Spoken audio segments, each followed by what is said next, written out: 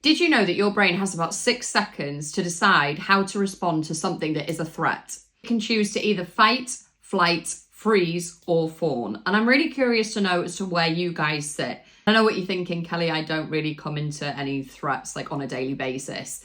A threat may look like your child tantruming. It may look like negative behaviour. It is how your brain is conditioned and wired to think that that is a threat. You can get threatened by a 3-year-old child.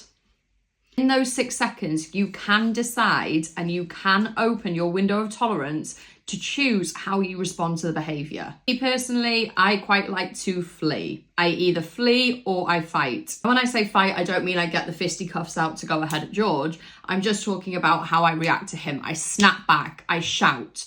Or sometimes I flee, so I remove myself from the situation and take a moment.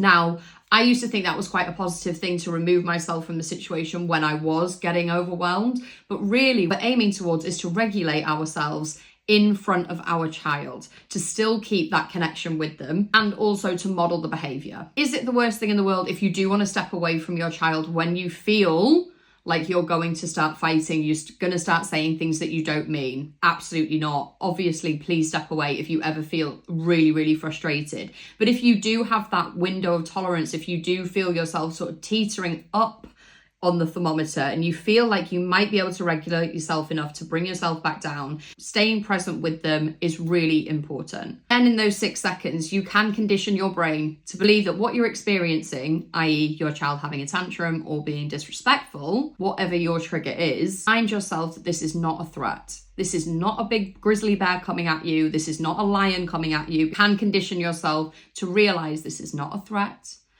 It is okay. What is happening. They're saying things that they don't mean. I am not going to take this personal. I am safe. I do not need to shout to be heard. I do not need to shout to be heard. And really helping to regulate yourself. We talk so heavily about how we can regulate our child, but we so rarely talk about how we can actually regulate ourselves. How would your child offer empathy?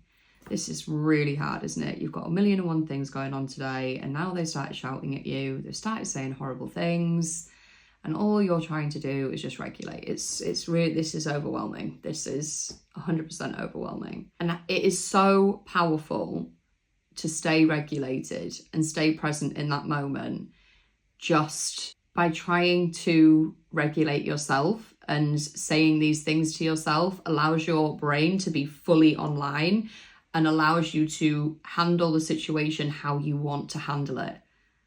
I really hope this helps.